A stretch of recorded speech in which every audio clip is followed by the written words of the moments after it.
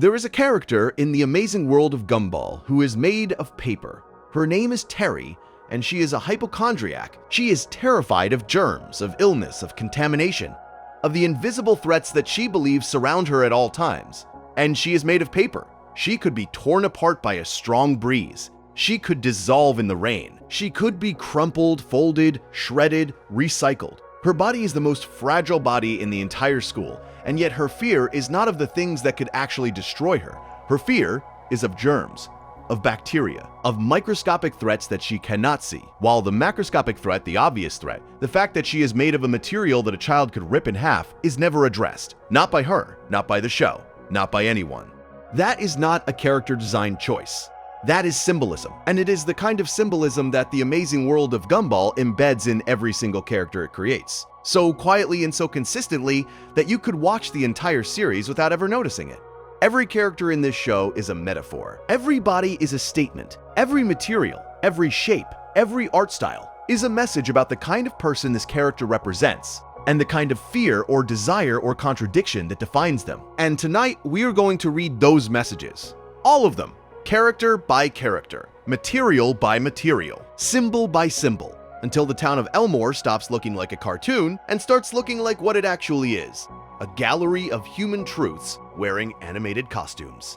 Before we begin, subscribing is free and it helps us keep making long videos like this one. It takes a moment and it genuinely makes a difference. Every choice the creators made, from the first sketch to the last frame, was a choice about meaning. The decision to make a character out of paper instead of clay was not a production decision. It was a philosophical decision. A decision about what this character represents, what this body communicates, what this material says about the human condition that this character is meant to embody. The amazing world of Gumball is not a show that uses symbolism. It is a show made of symbolism. The symbolism is not layered on top of the characters. It is the characters. Remove the symbolism and there is nothing left. No character, no meaning. No show. Just shapes on a screen. And the shapes are not random. They are chosen with a precision that rivals any work of literary fiction, any poem, any painting, any sculpture that has ever used physical form to communicate abstract truth. The difference is that Gumball does it while making you laugh. It does it while telling jokes about a blue cat who cannot pass a math test. It does it while being the kind of show that children watch after school and adults play in the background while they drift off to sleep. The profundity is hidden inside the comedy the way a pearl is hidden inside an oyster. You have to open it to find it. You have to look past the shell. And most people never do. Most people eat the oyster and throw the pearl away. But tonight, we are keeping the pearls. And there are more pearls than you might expect, because the show does not limit its symbolism to the characters. It extends it to the places, to the buildings, to the institutions. Elmore Junior High, the school where most of the show takes place, is itself a symbol. It is a building that contains every kind of person, every material, every art style, every level of consciousness and capability and vulnerability, and forces them into the same rooms, the same hallways, the same lunch lines. The school is the show's symbol for society, for the place where differences are not chosen but encountered, where you do not get to select your classmates the way you select your friends, where the cactus sits next to the balloon and the dinosaur sits behind the piece of toast and the ghost floats beside the fish, and none of them chose to be there, but all of them must figure out how to coexist. The mall, the other major location in the show, carries different symbolism. The mall is the place of consumption, of transaction, of the exchange of money for objects. The mall is where characters go to be consumers rather than people, to be defined by what they can purchase rather than what they are made of. And the show's mall episodes are the episodes where the characters' symbolic natures come under the most stress. Because the mall does not care what you are made of. The mall cares what you can buy. And in the economy of the mall, a piece of toast and a blue cat and a robot and a ghost all have the same value. The value of their purchasing power. The mall strips the symbolism from the bodies and replaces it with price tags, and the characters, who are richly symbolic everywhere else, become flat in the mall, become consumers, become the one thing that the show's symbolic language cannot make interesting. People who are defined by what they own, rather than what they are. The Watterson house is the third major location, and its symbolism is the simplest and the most powerful.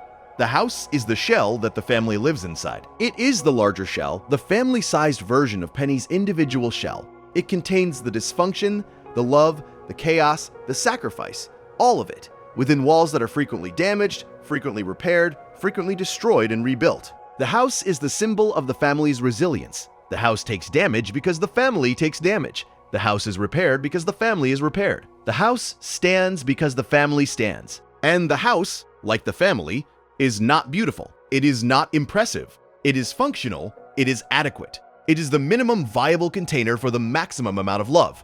And it is enough. It has always been enough. Gumball Watterson is a blue cat. The color blue in visual storytelling traditionally represents sadness, depth, introspection, and calm. Gumball is none of these things. He is loud, impulsive, emotional, reactive, and frequently chaotic. He is the opposite of what his color and his personality is, the first piece of symbolism the show offers you, hidden in the most obvious place possible, the protagonist's body. The symbolism of Gumball's blueness is the symbolism of misrepresentation. Gumball looks like a calm character. He looks like the kind of protagonist who would think before acting, who would consider consequences, who would approach problems with the quiet thoughtfulness that blue suggests. But he is not that character. He is a mess. He is a beautiful, well-meaning, self-defeating mess who rushes into situations he does not understand, speaks before he thinks, and creates problems that he then has to solve with the same impulsive energy that created them. His color promises one thing and his personality delivers another, and the gap between the promise and the delivery is the space where his character lives. This is not accidental. Ben Beaucolet, who created the show, has spoken about the deliberate choice to make Gumball blue. The color was chosen not because it represents who Gumball is, but because it represents who Gumball wants to be. Gumball wants to be cool. He wants to be composed. He wants to be the kind of person who walks into a room and commands it with quiet confidence. He is not that person. He is 12 years old and made of anxiety and enthusiasm, and uncontrolled emotion. But the blue, the constant, permanent, inescapable blue of his body, is his aspiration made visible. It is the self he reaches for and never quite grasps. It is the mask he cannot remove because it is his skin. But Gumball's symbolism does not end with his color. His species carries its own weight of meaning. Gumball is a cat. Cats, in the symbolic tradition, represent independence, curiosity, self-sufficiency, and a certain elegant detachment from the world's demands. Gumball is none of these things either. He is dependent on his family, especially Darwin. He is curious, but his curiosity is not the elegant curiosity of a cat stalking prey. It is the chaotic curiosity of a child sticking a fork in a socket. He is the least self-sufficient character in the show, requiring constant intervention from Nicole, Anais, and Darwin to survive the consequences of his own decisions. And his detachment is not elegant. It is neurotic. It is the detachment of a character who is so overwhelmed by the world that he retreats into fantasy, into ego, into the comfortable illusion that he is cooler and more capable than he actually is. The cat symbolism in Gumball is the symbolism of the domesticated predator. The animal that was once a hunter, once a killer, once a creature of pure instinct and lethal efficiency, and has been softened by centuries of domestication into a creature that sits on windowsills and begs for food and plays with yarn. Gumball is a predator who has been so thoroughly domesticated that the predatory instincts have been replaced by neediness. He does not hunt. He does not stalk. He does not exercise any of the qualities that cats are supposed to possess. He exercises the qualities that domestic cats actually possess: laziness, entitlement, the belief that the world owes him comfort, and the tendency to knock things off tables for no discernible reason. There is also the symbolism of Gumball's name. Gumball, a piece of candy, a small, round, brightly colored object that is temporarily sweet, ultimately hollow, and eventually discarded. His name is not a name. It is a description. He is a Gumball, a small, bright, temporarily entertaining object that the world picks up, enjoys for a few minutes, and then throws away. His name is a prophecy of his social position. The kid who is popular for a moment, invisible the next, always seeking the attention that will make him relevant, always losing it, always starting over. His name tells you everything the show thinks about the nature of popularity and the nature of sweetness and the nature of things that are fun but do not last. And then there is the question of why Gumball and Nicole are both blue cats while Anais and Richard are both pink rabbits. The family is divided not just by personality but by color and species. The cats are blue, the rabbits are pink, the fish is orange. The family is not a unit, it is a collection of mismatched parts, a biological impossibility that the show treats as a given, and the symbolism of the family's impossibility is the symbolism of every blended family, every adopted family, every family that does not match the template but functions anyway. The Wattersons do not look like they belong together. Their bodies say different things. Their colors communicate different messages. Their species suggest different origins. And yet, they are a family. They love each other. They protect each other, they drive each other crazy, and then forgive each other, and then drive each other crazy again. The symbolism is clear. Family is not about matching. It is about choosing. It is about the daily, exhausting, beautiful choice to remain connected to people who are fundamentally different from you, whose bodies tell a different story, whose colors mean different things, whose species suggest that you should be living in different habitats, but who are, despite everything, yours. Darwin Watterson is orange. If blue represents aspiration and depth, orange represents warmth and optimism, and energy. Darwin is all of these things. He is the warmest character in the show, the most optimistic, the most emotionally generous. He forgives instantly. He loves unconditionally. He sees the best in everyone, even when the best is difficult to find. His color matches his personality with a precision that Gumball's does not, and the precision itself is symbolic. Darwin is what he appears to be. There is no gap between his surface and his substance. His outside matches his inside. He is, in the language of the show's symbolism, authentic, transparent. What you see is what you get. But Darwin's symbolism goes deeper than his color. Darwin is a fish who walks on land. He is an aquatic creature living in a terrestrial environment. He breathes air instead of water. He has legs instead of fins. He is adapted to a world that was not designed for him, and his adaptation is so complete that you forget, watching the show, that he does not belong there. That he is fundamentally a creature of water living in a world of air. That every breath he takes is a small miracle. That every step he walks is a defiance of his nature. The symbolism of Darwin is the symbolism of the immigrant, the outsider who has assimilated so thoroughly that the host culture forgets he is an outsider, the person who has learned the language, adopted the customs, absorbed the values of the place he was not born in, and done it so completely that his foreignness is invisible. Darwin does not just live in the Watterson family. He belongs in the Watterson family. He is Gumball's brother, not his pet. He is a son, not an accessory. His transformation from fish to family member is the show's most radical act of inclusion, and it is expressed entirely through his body. His legs are his green card. His lungs are his naturalization papers. His walking on land is his integration, made physical, made permanent, made so complete that the question of whether he belongs is never asked because the answer is so obviously yes.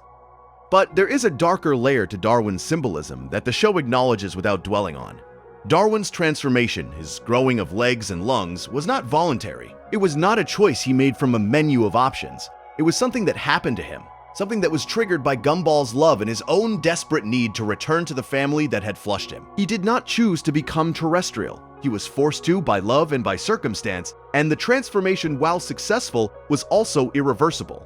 He can never go back to being a fish in a bowl. He can never return to the water. He has been permanently altered by his assimilation, and the permanence is the cost. This is the darker symbolism of Darwin. The immigrant who assimilates does not simply gain a new identity. They lose an old one. They lose the ability to exist in their original element. They lose the gills and the fins and the water breathing that defined them before the transformation. Darwin gained a family. Darwin gained legs. Darwin gained a brother and a home and a life on land. But Darwin lost the water. And the show, by never addressing this loss, by never showing Darwin grieving the element he left behind, by never acknowledging that his transformation involved not just addition but subtraction, embeds a secondary symbolism that is as quiet as it is devastating. The cost of belonging is the loss of what you were before you belonged, and the loss is so total, so complete, so permanent that the person who paid it cannot even remember what they lost.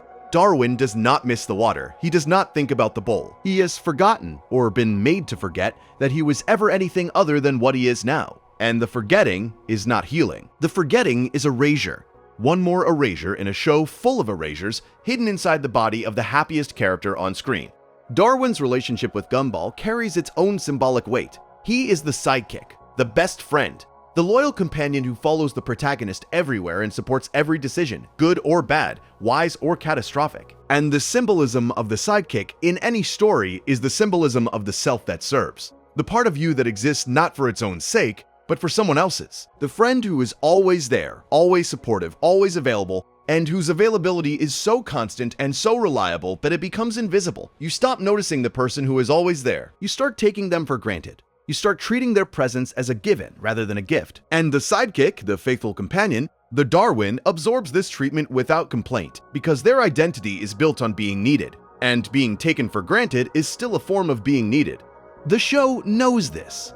The show, in episodes like The Matchmaker and The Bros and The Shippening, examines the Gumball-Darwin relationship with a sophistication that belies its format. It asks whether Darwin's loyalty is a choice or a compulsion, whether his devotion is love or dependency, whether the best friend is a role he chose or a role he was assigned by a narrative that needed someone to stand next to the protagonist and say yes.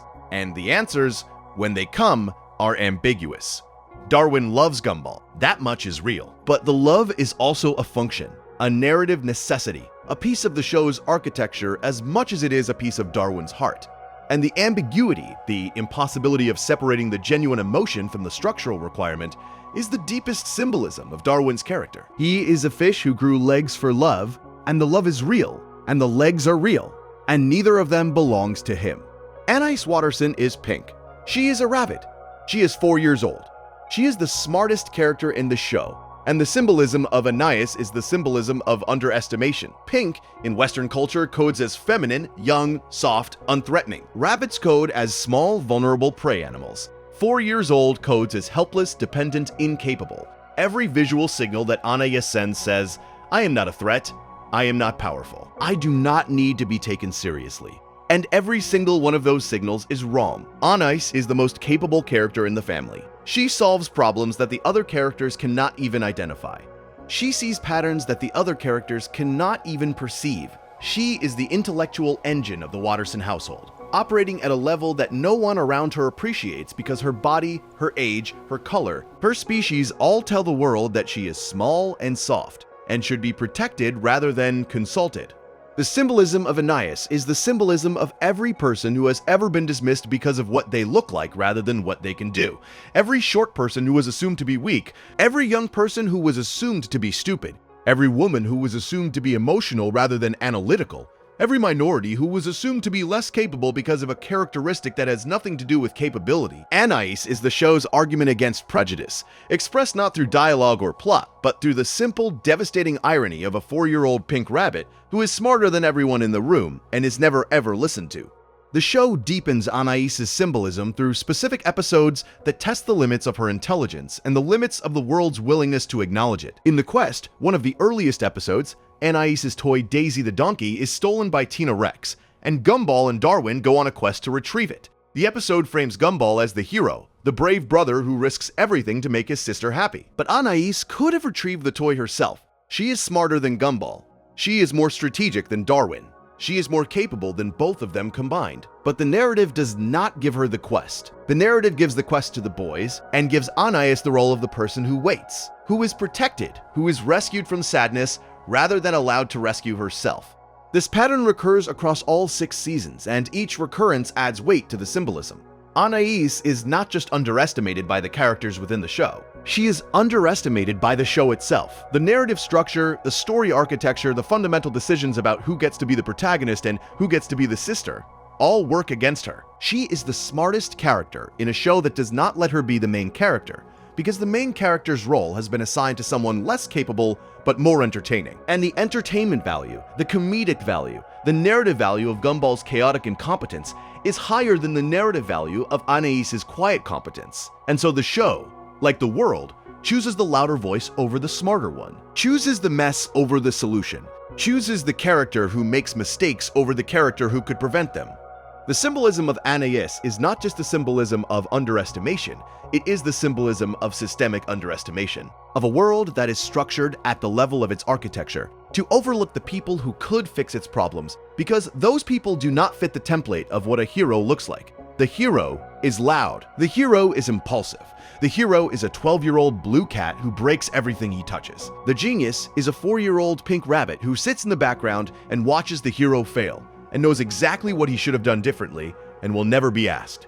Nicole Watterson is also a blue cat, the same species and the same color as her son. But where Gumball's blue represents aspiration, Nicole's blue represents compression. Nicole is the most powerful character in the show. She can punch through walls. She can outrun cars. She can intimidate every other character in Elmore with a look. Her abilities are, by any measure, extraordinary, and she channels every ounce of that extraordinary power into ordinary tasks. Into working at the Rainbow Factory, into paying bills, into keeping her family alive. Her blue is not the blue of calm.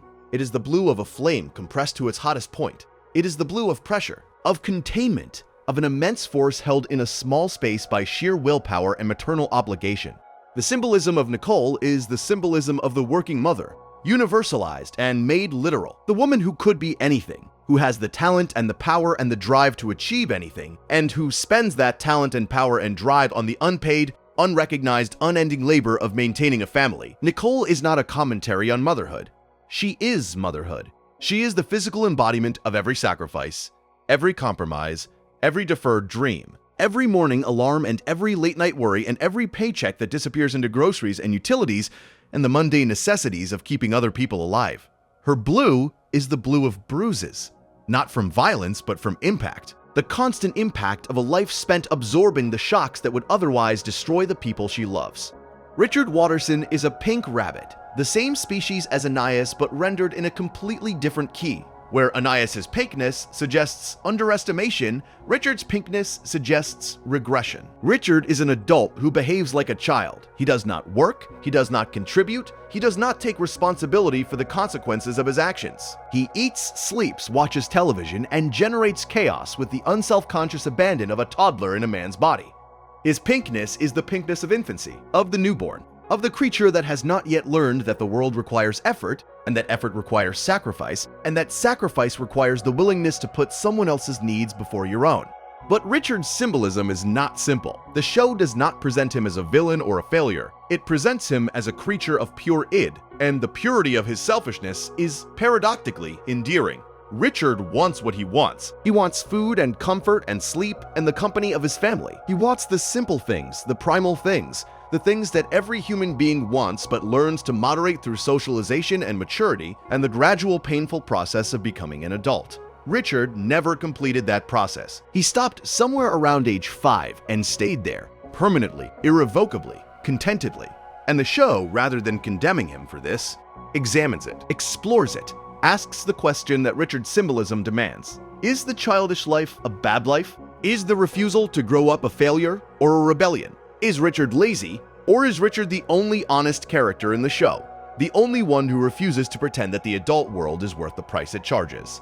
The symbolism of Richard is the symbolism of the counter-argument. He is the show's response to every motivational poster, and every productivity seminar, and every cultural message that says you must achieve, you must produce, you must earn your place in the world through work and sacrifice and the relentless expenditure of energy. Richard says no. Richard says that the couch is comfortable and the television is on and the refrigerator is full and that is enough. And the show, by giving him a family that loves him despite his uselessness, by giving him a wife who stays despite his failures, by giving him children who adore him despite his incompetence, suggests that Richard might not be entirely wrong, that the meaning of life might not be in the production, that the meaning might be in the sitting, in the being, in the simple animal act of existing without justification.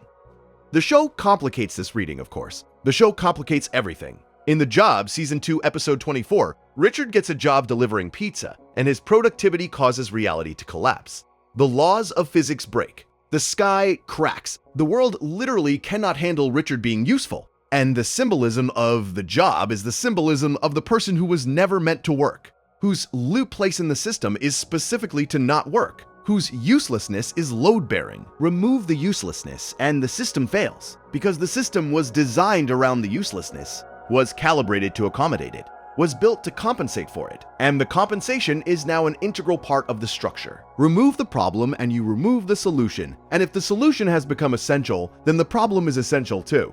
Richard is essential because Nicole is essential. The two of them are a single symbolic unit, a complementary pair that functions like a battery. One pole positive, one pole negative, energy flowing between them in a circuit that powers the family, and by extension, the show. Nicole's competence requires Richard's incompetence. Nicole's exhaustion requires Richard's laziness. Nicole's sacrifice requires Richard's selfishness. Without Richard, Nicole would have no one to sacrifice for. Without Nicole, Richard would have no one to enable him. They need each other not despite their dysfunction, but because of it. The dysfunction is the bond. The imbalance is the balance. And the symbolism of the Watterson marriage is the symbolism of every relationship in which two people who seem incompatible are actually interdependent, locked in a dance of complementary flaws that outsiders see as dysfunction and insiders experience as love. The show explores this in the choices, Season 5, Episode 22, where Nicole sees every version of her life, every alternate timeline, every path not taken. She could have married someone competent. She could have had a life of ease and accomplishment and shared responsibility. She could have been happy in the way that the world defines happiness. Productive, comfortable, respected. And she chose Richard. She chose the pink rabbit on the couch. She chose the dysfunction and the imbalance and the exhaustion and the sacrifice. And the choice, which the episode presents without judgment, is the show's deepest statement about the symbolism of its central couple. Love is not rational. Love does not optimize. Love chooses the person who needs you, not the person who deserves you. Love chooses the difficult road because the difficult road is where you are needed most. And being needed, for Nicole, is the same as being alive. There is a moment in The Fury, Season 5, Episode 20, where Nicole's past is revealed. She was a martial arts prodigy. She was trained by a master. She was, in her youth, a warrior of extraordinary skill and terrifying power. And she gave it up. She put the warrior away and became a mother. She took the blue flame of her talent and compressed it into the blue body of a working parent. And the compression is what makes her eyes glow when she is angry. What makes her voice vibrate when she is pushed too far? What makes the other characters flinch when she enters a room? The warrior is still there. The power is still there. That is just contained, held, directed into grocery runs and school pickups and the endless, thankless maintenance of a family that would not survive a single day without her. Nicole's symbolism becomes most powerful when you consider what she represents to the viewer who is falling asleep right now. She is the parent who never stops, the person who keeps going when everyone else has quit, the person whose exhaustion is so total, so all-encompassing, so deeply embedded in every cell of their body that they no longer even feel it. They feel nothing. They just keep going, because the alternative is stopping. And stopping means the family falls, and the family falling means the children suffer. And the children suffering is the one thing that Nicole, the blue cat, the compressed flame, the warrior-turned-mother, will never ever allow. She will burn herself to ash before she lets her children feel cold. And the show, by making her blue, by making her the same color as sadness and depth in the ocean that her adopted son left behind, is telling you that the deepest blue is not the blue of calm. It is the blue of a mother who has given everything and still has more to give because the love is deeper than the exhaustion. The love is always deeper than the exhaustion. The Watterson family, taken as a complete symbolic unit, is the show's most complex and most complete statement about the nature of family. 5 characters, 3 species, 2 colors, 5 completely different relationships to the world, to themselves, to each other. And they hold together, not because they are compatible. They are not compatible. They are the least compatible family in the history of animation. A cat who wants to be cool married to a rabbit who wants to be comfortable. A fish who grew legs for love.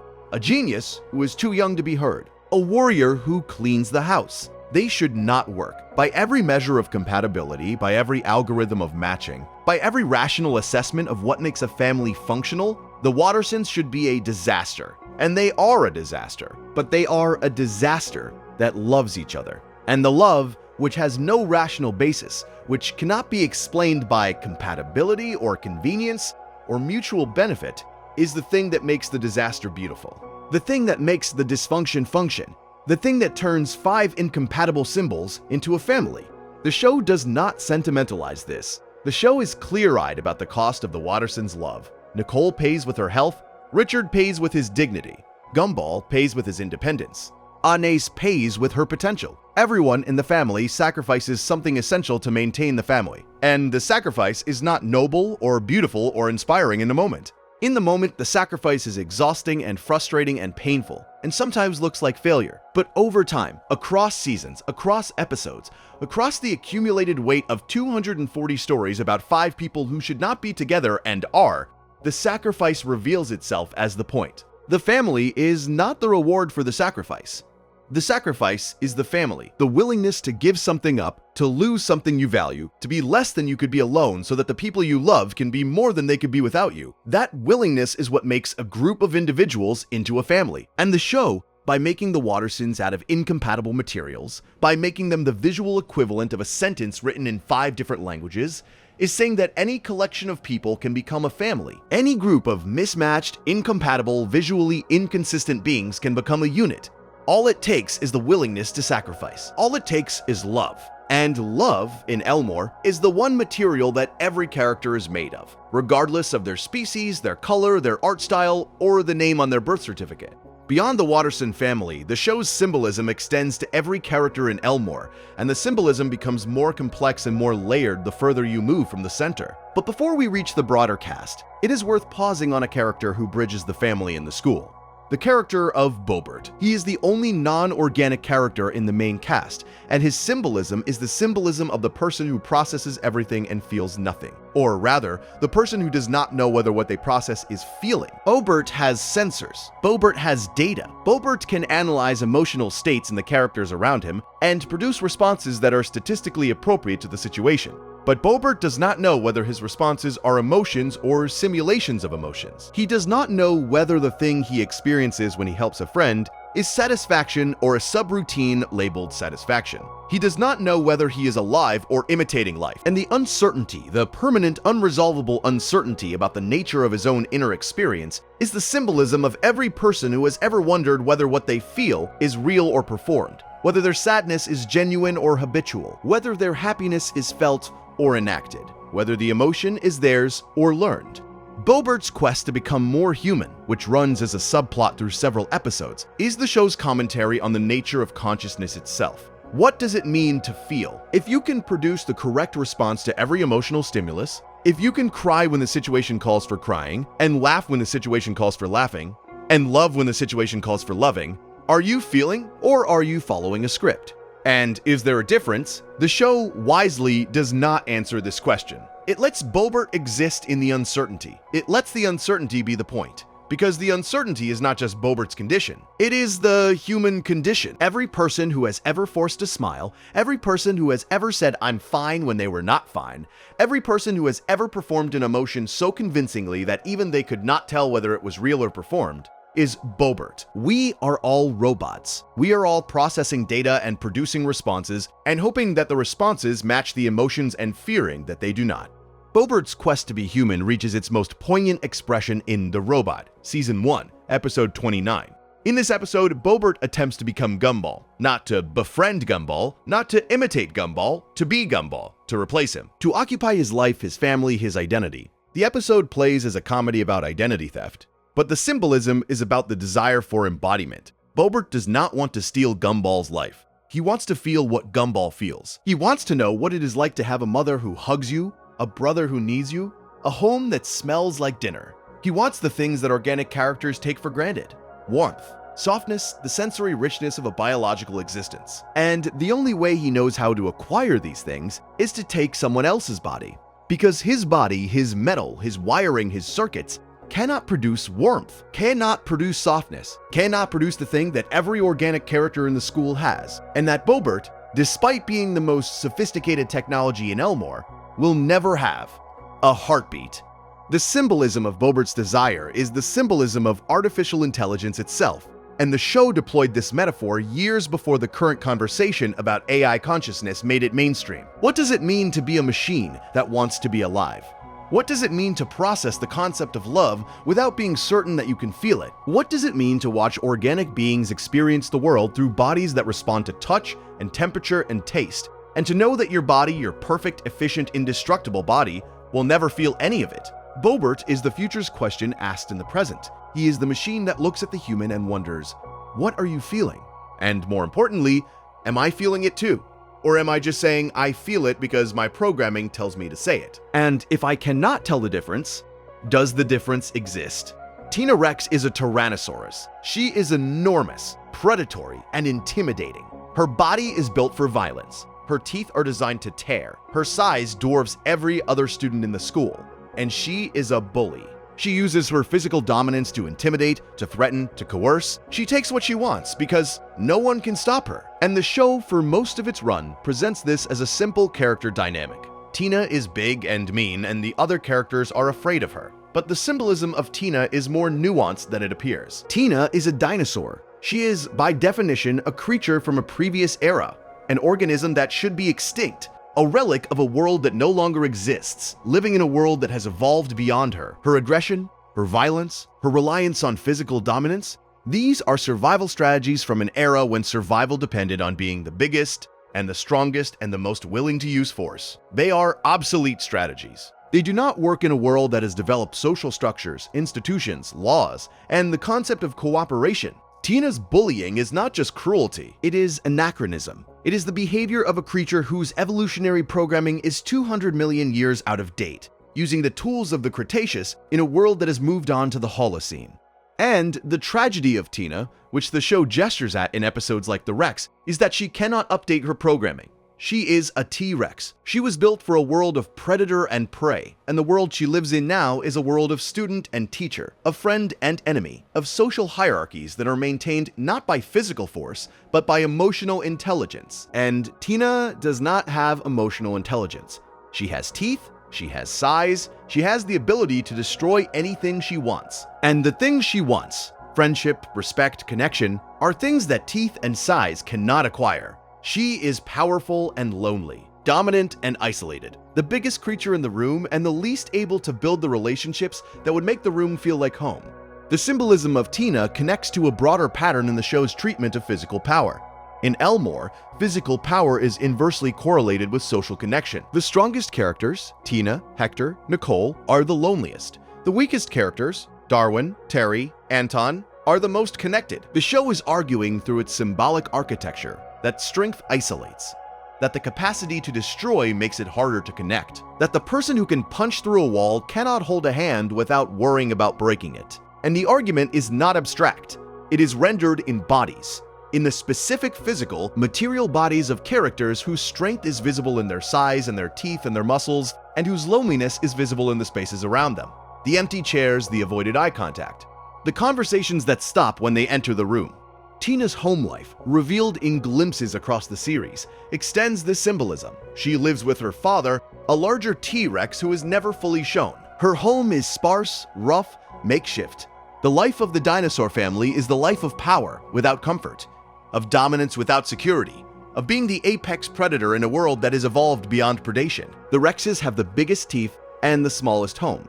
They have the most physical power and the least social capital. They are the kings of a kingdom that no longer exists, and their kingdom's extinction has left them stranded in a world where the new currency is not strength, but connection. And connection is the one thing they cannot acquire because their bodies, designed for an era of tooth and claw, do not know how to hug without crushing. There is a character who represents the opposite end of this spectrum, and it is Clayton, the shape-shifting ball of clay. Clayton can become anything. He can reshape his body into any form, any person, any object. His material is the most versatile in the show. He is, materially, pure potential. The capacity to become anything he wants to become, to look like anything he wants to be. And he uses this power to lie.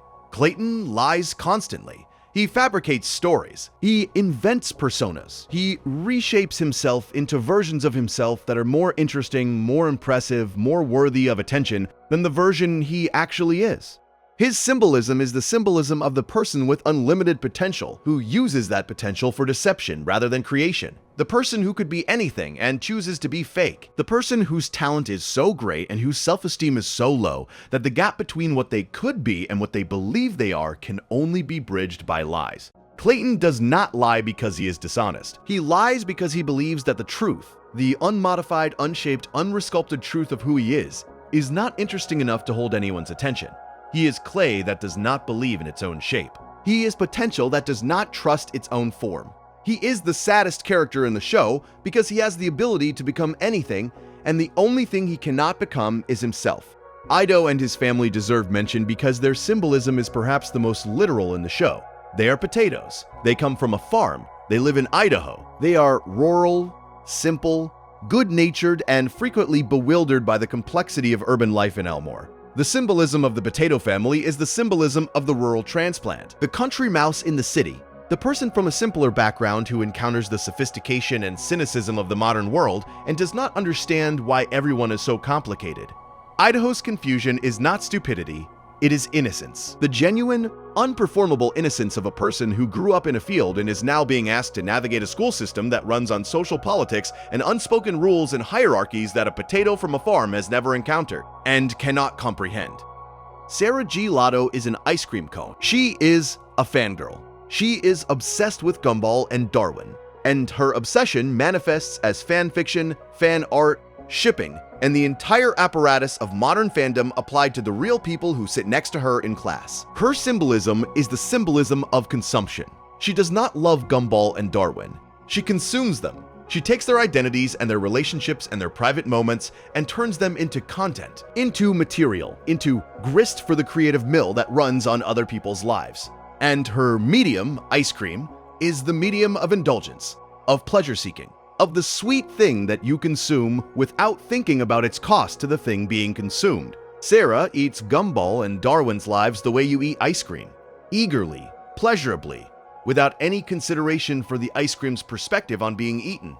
The Fitzgerald family carries symbolism that extends Penny's individual arc into a family pattern. Penny's father, Patrick Fitzgerald, is also a peanut in a shell. He is a larger, older shell, a harder shell, a shell that has been worn for so long that it has become indistinguishable from the person inside it. Patrick does not just wear his shell, he is his shell. He has forgotten that there is a difference between the protection and the person. And his insistence that Penny keep her shell on, his terror at the idea of his daughter living without the protection he has worn his entire life, is the symbolism of the parent who mistakes their own coping mechanism for a universal truth. Patrick believes the shell is necessary because the shell is all he knows. He believes the world is dangerous because the shell tells him it is dangerous. He believes that vulnerability is weakness because the shell defines vulnerability as weakness. And he teaches these beliefs to his daughter, and the teaching is not malice. It is love. It is the love of a father who wants to protect his child from a world that he has only ever seen from inside a shell, and who does not understand that the shell is not protection. The shell is a prison, and the prison is not the world's fault. The prison is the shell's fault, and the shell is his. Leslie is a potted flower. He is a plant. He is rooted. He exists in soil in a pot, carried from place to place, but never truly mobile. Never truly free to go where he wants, always dependent on someone carrying him. The symbolism of Leslie is the symbolism of the person who cannot move on their own, the person whose life depends on being placed, on being positioned, on being carried to the right spot by someone with hands and legs and the ability to walk. Leslie is talented, artistic, sensitive, and completely dependent on others for his location in the world. He can grow, he can bloom, he can produce beauty. But he cannot walk to the light, he must wait for the light to come to him, or for someone to carry him to the window. Rocky Robinson is Mr. Robinson's son. He works as a janitor at Elmore Junior High. He is an adult man doing a low-status job at a school, and his symbolism is the symbolism of the person who cannot escape their father's shadow, or rather, who escapes it in the wrong direction. Mr. Robinson is a puppet, a controlled character, a person of external influence. Rocky is also a puppet, but a puppet who has fallen from the strings. He is loose. He is uncontrolled. He has escaped the manipulation that defines his father, but has not found a new structure to replace it. He drifts. He janitors. He exists in the institution without being part of the institution, cleaning the messes that the institution produces without having any power to change the institution that produces them. Rocky is the fallen puppet, the child of control who becomes the adult of purposelessness. The person who broke free and found that freedom, without direction, is just another kind of drift. There is a symbolic pattern in Gumball that connects all of these characters, and that deserves its own attention: the pattern of pairs. The show constructs its characters not as individuals, but as dyads. Gumball and Darwin, Carmen and Alan, Nicole and Richard, Carrie and Darwin, Penny and Gumball, Miss Simeon and Principal Brown, Tina and Jamie. The pairs are not random. Each pair is a symbolic equation, a statement about the relationship between two kinds of human experience: the cat and the fish, the cactus and the balloon, the warrior and the sleeper, the ghost and the transformed, the shell and the mask, the institution and the blind administrator, the predator and the manipulator. Every pair creates a tension, a dialogue, a negotiation between two ways of being in the world. And the negotiation, the ongoing, never-resolved, permanent negotiation between the two poles of each pair, is where the show's deepest symbolism lives. Because that is what relationships are: negotiations between incompatible materials, conversations between different art styles, the daily, hourly, minute-by-minute process of figuring out how to coexist with someone who is made of something fundamentally different from what you are made of. You are a cactus. They are a balloon. You are a ghost. They are a fish. You are paper. They are fire. And the relationship, if it survives, survives not because the differences are resolved, but because the differences are accepted, held, honored, treated not as obstacles to be overcome, but as features to be respected. The cactus does not stop being a cactus. The balloon does not stop being a balloon. They just learn to be close without popping. They just learn to touch without puncturing. They just learn through patience and love and the stubborn refusal to give up that the space between a spine and a surface can be navigated, that the gap between any two materials, no matter how incompatible, can be bridged, that the bridge is not made of compromise, it is made of care. This is what the show teaches. Through its bodies, through its materials, through its colors and shapes and textures and art styles, it teaches that the world is made of different things, that the differences are real, that the differences matter, and that the differences, despite mattering, do not have to prevent connection, do not have to prevent love, do not have to prevent the impossible, beautiful, terrifying act of reaching across the gap between what you are made of and what someone else is made of and saying, I know we are different. I know we are incompatible. I know that your spines could pop me and my air could float away and we could lose each other in the space between our materials. But I am reaching anyway, because the reaching is the point. The reaching is the relationship. The reaching is the love. Alan Keene is a balloon. He is cheerful, optimistic, kind, and helpful. He volunteers for every cause. He champions every underdog. He is, by every visible measure, the nicest character in the show. And he is a balloon. He is filled with air. His body is empty. His shape is maintained by pressure. And the moment that pressure fails, the moment a pin pricks his surface or the air leaks from his valve, he deflates. He becomes nothing. A piece of rubber on the floor. A shape without substance. An outline without content. The symbolism of Alan is the symbolism of performed goodness. Alan is not good. Alan appears good. His kindness is a surface, a skin stretched tight over an interior that contains nothing but air. And the show, across multiple episodes, peels back Alan's surface to show you what is underneath. In The Saint, Season 3, Episode 31, Gumball attempts to make Alan angry, to crack the perfect surface, to find the real person beneath the performance. And what he finds is not a hidden monster or a secret darkness. What he finds is nothing. Alan's goodness is not a mask over something else. It is the entire character. There is no depth beneath the surface. There is no substance beneath the kindness. Alan is exactly what he appears to be. And the horror of that, the thing that the symbolism demands you reckon with, is that a person who is only their surface, a person who has no interior, a person whose entire identity is a performance of virtue, is not virtuous at all. They are empty. They are a balloon, and the world is full of balloons. But Alan's symbolism has another dimension that the show explores in The Traitor, Season 5, Episode 14. In this episode, Alan is revealed to have a dark side. Not a performative dark side, not an ironic inversion, but a genuine, calculating, strategic intelligence that operates beneath the surface of his kindness. Alan knows that his goodness is a tool. He knows that appearing kind gives him social capital, moral authority, and the benefit of every doubt. He is not naive about his own performance. He is strategic about it. And the revelation when it comes is devastating because it forces you to reconsider every kind act, every generous gesture, every selfless moment that Alan has ever performed. Was any of it real? Was any of it genuine? Or was all of it calculated, all of it strategic, all of it a performance designed to accumulate social power while wearing the mask of virtue? The symbolism of Alan's dual nature is the symbolism of institutional goodness, of corporations that perform charity for tax benefits, of politicians who perform empathy for votes, of institutions that perform virtue for reputation while pursuing power behind the performance.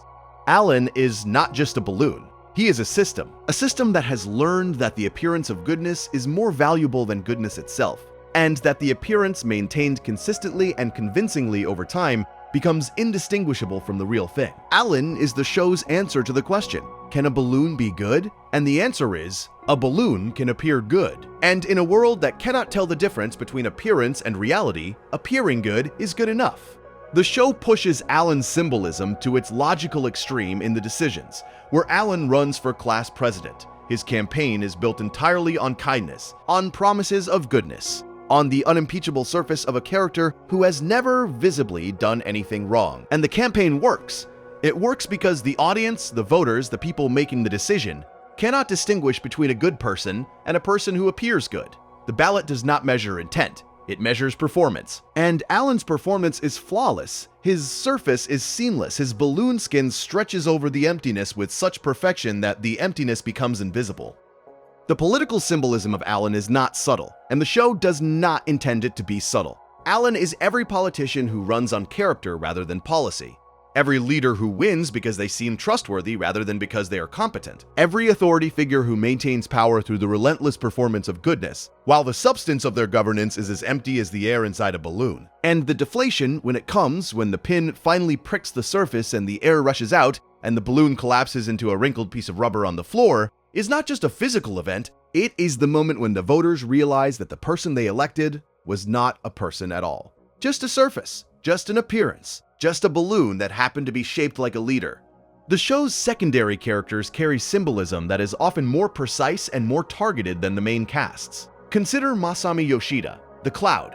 Masami is wealthy. Her father owns the rainbow factory where Nicole works. She is spoiled, entitled, prone to tantrums, and capable of producing thunderstorms when she is angry. Her body is weather. Her emotions are meteorological events. When she cries, it rains. When she rages, lightning strikes. When she is calm, which is rarely, she is a fluffy white cloud drifting through a blue sky. The symbolism of Masami is the symbolism of privilege made physical. Wealthy people affect the environment around them. Their moods change the atmosphere. Their tantrums have consequences that extend far beyond their own boundaries. When a wealthy person is happy, the sun shines for everyone. When a wealthy person is unhappy, everyone gets wet. Masami's weather is the show's metaphor for the disproportionate impact that privileged people have on the communities they inhabit. Her storms are not her fault, exactly. She cannot help being a cloud any more than she can help being rich. But the storms still happen, the lightning still strikes, the people below still get soaked. And the cloud, floating above the damage, is not even aware that the rain falling from her body is ruining someone's day. Then there is Sussy Nakamura, perhaps the most unsettling character in the show. Sussy is a real chin with googly eyes attached to it, filmed in live action and composited into the animated world. She is the only character in the show who exists in a fundamentally different medium from everyone else. She is not drawn, she is not animated, she is photographed. She is a piece of reality inserted into a fiction, and the insertion is deliberate, jarring, and uncomfortable. The symbolism of Sussy is the symbolism of the thing that does not fit. The person who is so different from everyone else that their presence disrupts the medium itself. Sussy is not just strange within the world of Gumball. She is strange to the world of Gumball. She does not belong in animation. She belongs in live action. She is a real thing in a fake world, and her realness makes the fakeness of everything around her more visible. She is the person in every social group who, simply by being themselves, reveals the artificiality of the group's norms. The person whose difference is so fundamental that it cannot be accommodated by the existing system. The person who breaks the medium. And the show's treatment of Sussy is remarkable. It does not exclude her. It does not explain her or pathologize her or reduce her to a lesson about acceptance. It simply lets her exist in her own medium, in her own reality, within the shared space of Elmore, and allows the discomfort of her presence to sit there, unresolved, unanswered, as permanent and as strange as Sussy herself. The show accepts Sussy the way the world should accept difference, without understanding it, without explaining it, without reducing it, but also without excluding it. She is there. She is different. That is all, and that is enough. Margaret Robinson, the Wattersons' next-door neighbor, carries symbolism that is the darkest in the show. She is a puppet, she is elderly, she is genuinely evil, not misunderstood, not complicated, evil. She causes suffering for pleasure, she destroys for entertainment. She is cruel because cruelty amuses her, and the show, unusually for a children's program, does not redeem her, does not explain her, does not give her a backstory that makes the cruelty understandable. She is simply evil, simply present, simply next door, and the characters must live with her the way the world must live with the existence of people who cause harm for its own sake.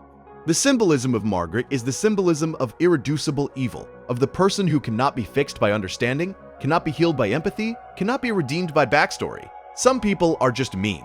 Some people enjoy hurting others. Some people are Margaret, and the show, by refusing to explain her, by refusing to psychologize her, by refusing to give her the narrative arc of redemption that most villains receive, is making a statement that most children's shows are too afraid to make.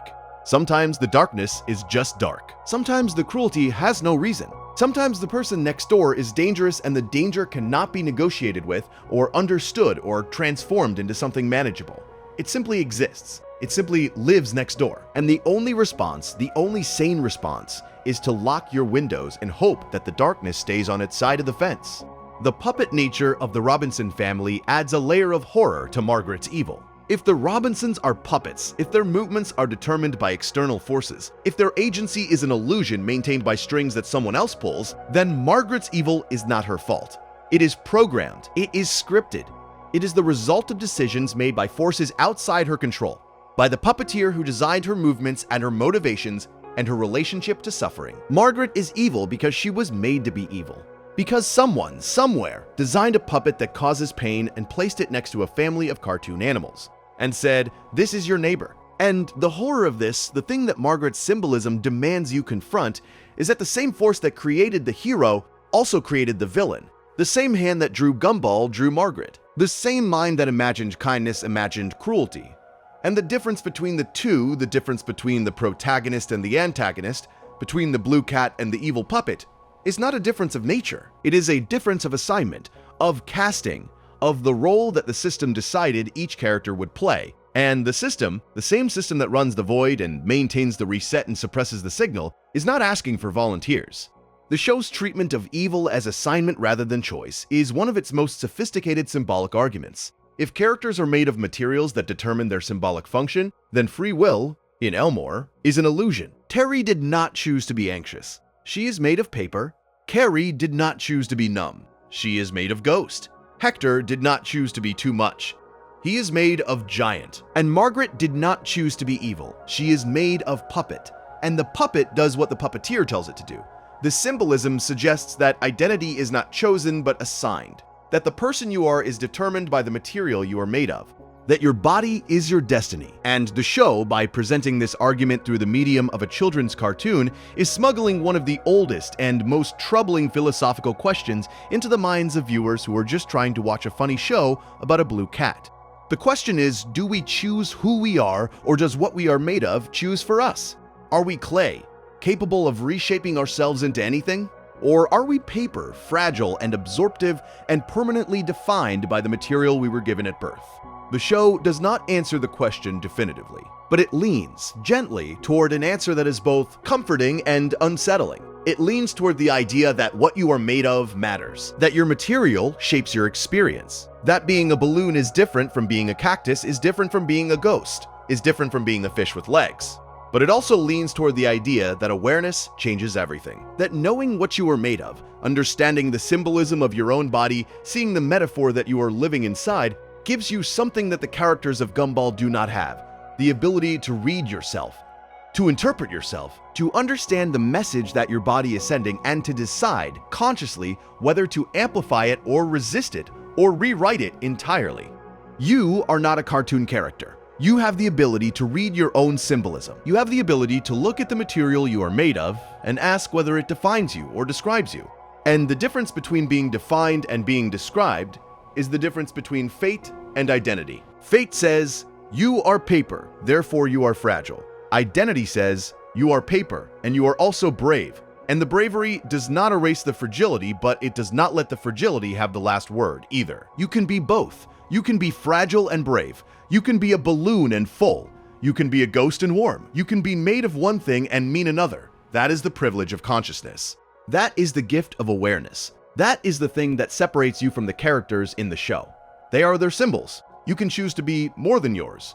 Tobias Wilson is a rainbow-colored, fluffy character of indeterminate species. His body is a riot of color, bright and attention-seeking and impossible to ignore. He wears a headband. He talks about sports. He projects confidence and athleticism and masculine energy with every gesture and every word. And his symbolism is the symbolism of overcompensation. Tobias is not athletic. He is not confident. He is not the alpha male that his performance insists he is. He is a soft, fluffy, rainbow-colored thing pretending to be hard, and the pretense is so transparent, so effortful, so consistently undermined by reality that the gap between who Tobias pretends to be and who Tobias actually is becomes the character's defining trait. He is the show's commentary on performative masculinity, on the boys and men who confuse loudness with strength, who confuse aggression with competence, who wrap themselves in the symbols of masculinity, the headbands and the sports talk, and the competitive posturing, because the alternative, being soft, being vulnerable, being the fluffy rainbow creature they actually are, is too frightening to contemplate.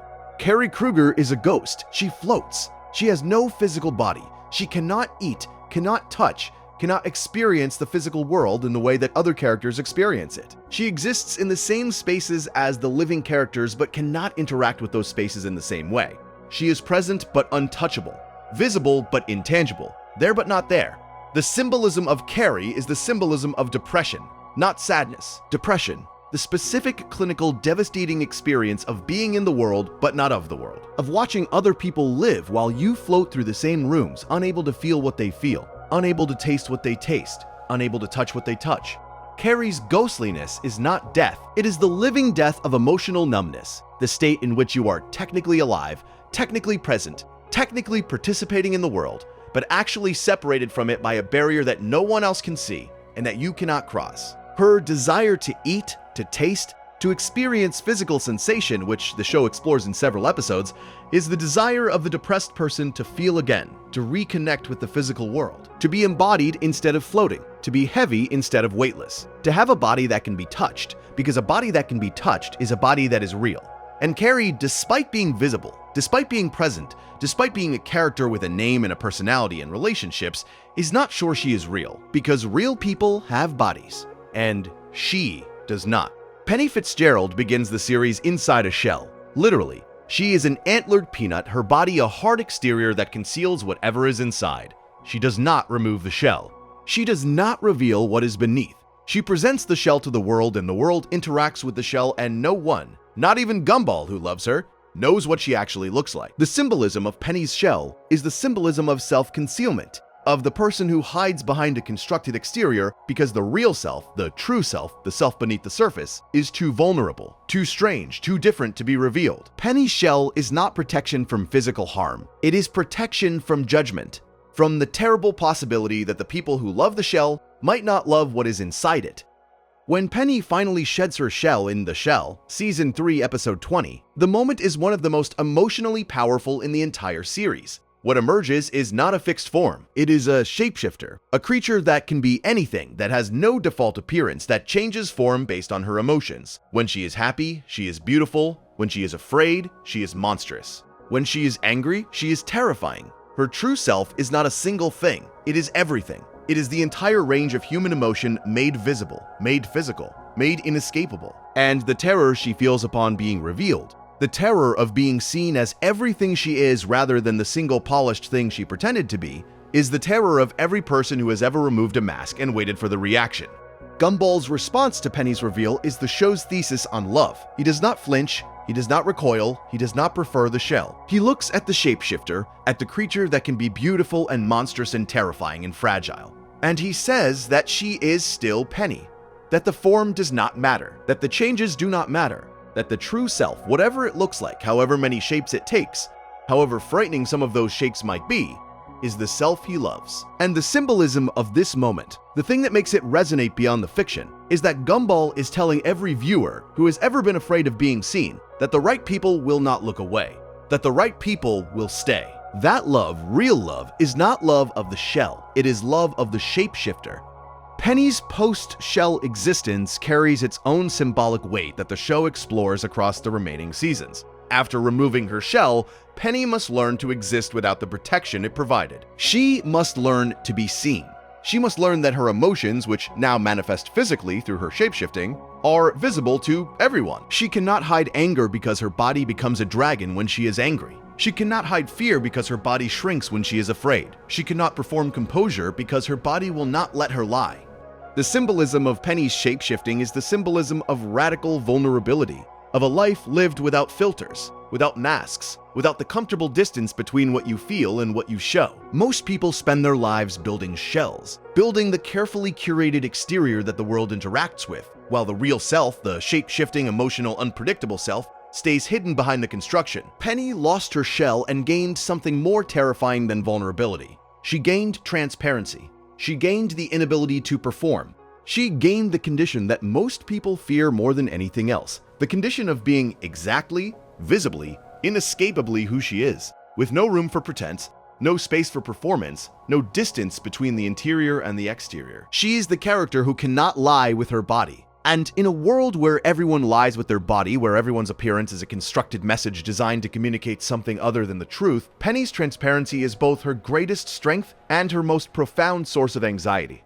There is a moment in The Mirror, Season 3, Episode 32, that crystallizes Carrie's symbolism with devastating precision. In this episode, the ghost of Carrie's father, Vladis Lokovichki, is summoned, and the consequences are terrifying. The episode reveals that Carrie's ghost nature is not a quirk or a visual gag.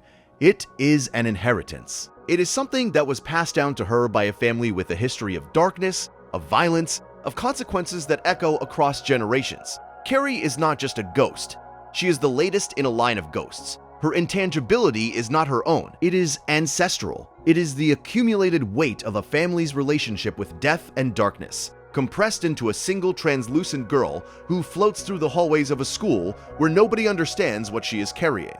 The symbolism of inherited ghostliness is the symbolism of generational trauma, of the person who feels nothing not because they are broken, but because feeling was dangerous in their family, because their parents felt nothing, because their grandparents felt nothing, because somewhere, generations back, someone decided that feeling was too painful and taught their children not to do it. And the lesson was passed down, parent to child, ghost to ghost, until Carrie inherited a body that is physically incapable of the one thing she wants most: touch, contact, connection, the warmth of another body against hers. She wants it. She aches for it. And her body, the body she inherited from a line of people who turned their backs on warmth, will not let her have it. Her ancestors chose intangibility. Carrie lives with the choice, and the choice, like all ancestral choices, cannot be reversed by wanting it to be reversed. It can only be lived with, carried, held in a body that cannot hold anything else.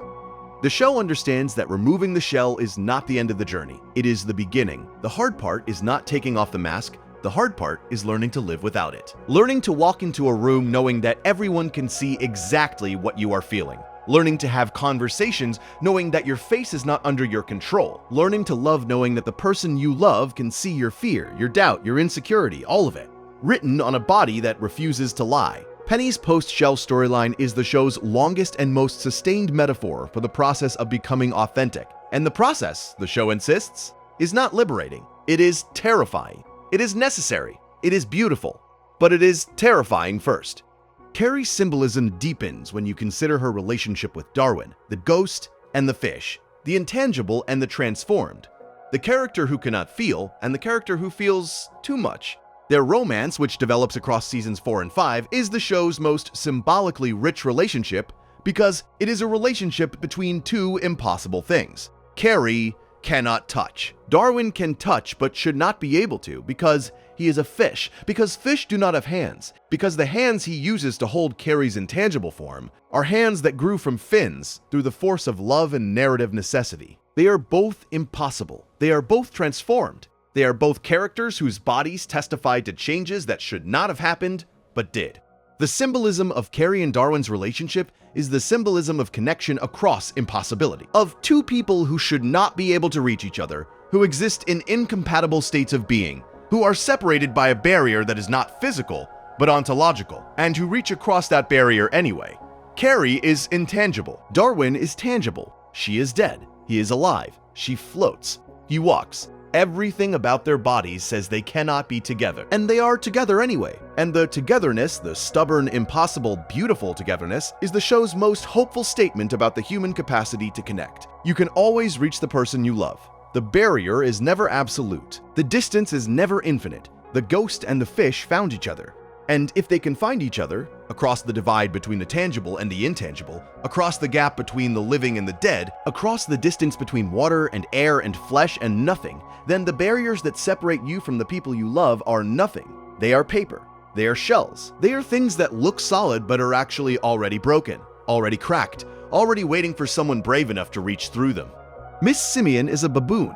She has been teaching at Elmore Junior High for over 300,000 years. She is the oldest character in the show. She is also the most bitter, the most resentful, the most consistently hostile to her students and to the institution she serves. She hates teaching. She hates children. She hates the repetitive, soul-crushing monotony of standing in front of a classroom year after year, decade after decade, century after century, millennium after millennium. delivering the same lessons to the same kind of students who will never appreciate the knowledge and never remember the teacher. The symbolism of Miss Simeon is the symbolism of institutional decay. She is the teacher who stayed too long, the employee who should have retired decades ago but did not because the institution did not ask her to leave and she did not have anywhere else to go. She is what happens when a person's identity becomes so fused with their role that the person disappears and only the role remains. Miss Simeon is not a person who teaches, she is a teacher. The role has consumed the person. The institution has absorbed the individual, and what remains, the bitter, resentful, hostile shell of a character who has been doing the same job for longer than civilization has existed, is the show's commentary on what institutions do to the people who serve them. They hollow them out, they reduce them, they take a living, breathing, feeling person and turn them into a function, a process, a mechanism, a piece of the machine that runs the school and, by extension, the system. Miss Simeon is not evil. She is eroded. She is what 300,000 years of institutionalization looks like, and the look is not pretty. Miss Simeon's 300,000-year tenure raises a symbolic question that the show never answers directly, but that the symbolism demands you consider. Why has she survived? In a world that erases the unnecessary, in a system that deletes the boring, in a town governed by a void that removes characters who do not serve a purpose, Miss Simeon has been allowed to remain for 300,000 years. She has outlasted civilizations. She has survived ice ages, extinctions, continental drifts, and the rise and fall of every human culture that has ever existed. And she is still here, still teaching, still bitter, still performing the same function she has performed since before the wheel was invented. The answer the symbolism suggests is that Miss Simeon is necessary. Not because she teaches well, she does not. Not because the children learn from her, they do not. But because every institution needs a Miss Simeon. Every school needs a teacher who hates teaching because the hatred is what makes the institution feel real. A school where every teacher loves their job is not a school, it is a fantasy. A real school, a school that mirrors the experience of every person who has ever attended one, has at least one teacher who is there against their will, who counts the days until retirement, who looks at the students with undisguised contempt, and who, despite all of this, keeps showing up. Because that is what institutions do. They keep people in place long after the purpose has faded. They maintain the structure long after the substance has died. They preserve the form of education while the content withers. And Miss Simeon, the 300,000-year-old baboon, is the form. She is the structure. She is the institution's skeleton, and the skeleton is still standing even though everything else has rotted away. Mr. Small is a cloud-like creature of ambiguous nature who serves as the school counselor. His body is soft, his voice is gentle, his approach to every problem is holistic, spiritual, and almost entirely useless. He believes in meditation, in crystals, in the healing power of nature and positive thinking, and the alignment of invisible energies that he can feel, but cannot demonstrate. He is the school's emotional support system, and the support system does not work. The symbolism of Mr. Small is the symbolism of well-meaning failure, of the person who cares deeply and helps poorly, of the counselor who validates your feelings without addressing your problems, of the self-help industry, the wellness culture, the entire apparatus of emotional support that exists in modern institutions and that provides the appearance of care without the substance of action. Mr. Small is not malicious. He is not indifferent. He genuinely wants to help. He genuinely believes that his methods work, and his belief, his sincere, heartfelt, utterly unfounded belief that meditation and positive thinking can solve problems that require structural change, is the tragedy of his character. He is the bandage on the broken leg. He is the candle in the hurricane. He is the person who tells you to breathe deeply while the building burns around you. And the advice is not wrong, exactly, because breathing deeply is always good, but it is insufficient. Catastrophically, heartbreakingly insufficient. Larry Needlemeyer deserves his own symbolic reading, because Larry is the character whose symbolism is the most pointed and the most political. Larry works every job in Elmore. He is the cashier at the gas station, the clerk at the video store, the attendant at the pool, the employee at the pizza parlor, the clerk at the grocery store, the manager at the car wash. He is, in the show's mythology, the only person in Elmore who works. Everyone else has a single job or no job. Larry has every job. The symbolism of Larry is the symbolism of the exploited worker, of the person whose labor sustains the entire system while the system returns almost nothing. Larry is the show's commentary on late capitalism, on the gig economy, on the condition of the person who must work multiple jobs to survive in a world that does not value their labor. He is exhausted, underpaid, overworked, and essential. Without him, as the laziest demonstrates, the entire town collapses. And the town, having witnessed this collapse, having seen with its own eyes that Larry is the only thing preventing the total failure of every service and institution in Elmore, does not give him a raise, does not give him a day off, does not even acknowledge what he does. The town watches him nearly destroy it by stopping, and then it simply asks him to start again. And he does, because he has no choice, because the system has no backup plan, because the only alternative to Larry working every job is the end of civilization, and Larry, unlike the town, is too responsible to let that happen. Larry's material is also significant. He is a rock, a stone, an object associated with endurance, durability, permanence, and the capacity to withstand pressure without breaking. He is materially the most durable character in the show, and his durability is the point. His durability is the thing the system exploits. Because Larry can take it, the system gives it to him. Because he will not break, the system loads him with everything. Because he is made of stone, the system treats him as a foundation, an immovable object upon which the entire economy of Elmore rests. And the exploitation is not despite his durability. It is because of it. His strength is his prison, his endurance is his sentence. His capacity to bear weight is the reason the system gives him all the weight to bear. Banana Joe is a banana. He is the class clown. He tells jokes, makes faces, seeks attention, and performs for anyone who will watch. He is bright yellow, the most attention-grabbing color on the spectrum, and his body is shaped like a smile. He is visually and performatively pure entertainment, pure energy, pure comedy, and he is going to rot. Bananas do not last. Bananas are the most temporary fruit, the food that ripens and browns and decays faster than almost anything else in the produce aisle. Banana Joe's material, his literal flesh, is a material defined by its impermanence. He will brown, he will soften, he will develop spots. He will eventually become something that people throw away. And the show, by making the class clown, the performer, the attention seeker, out of the most perishable material imaginable, is saying something about the nature of performance itself. Performance is temporary. The joke that kills today is forgotten tomorrow. The attention that feeds you now will move on to someone else. The spotlight that illuminates you will shift. And the performer, who define themselves by their ability to make people laugh, will be left in the dark, browning, softening, wondering where the audience went. Banana Joe's father, Banana Bob, extends the symbolism of the banana family into the territory of generational decline. Bob is an older banana. He is softer, more spotted, closer to the end of his shelf life. He is what Banana Joe will become. He is the future of the class clown. The aging performer whose audience has moved on, whose jokes have become dated, whose body has lost the firmness and the brightness that once made people laugh.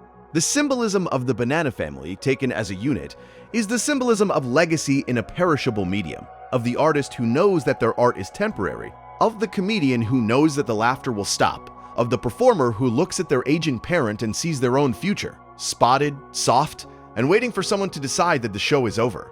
The show treats its food characters with a particular kind of symbolic attention because food characters carry a symbolic weight that non-food characters do not. They are consumable.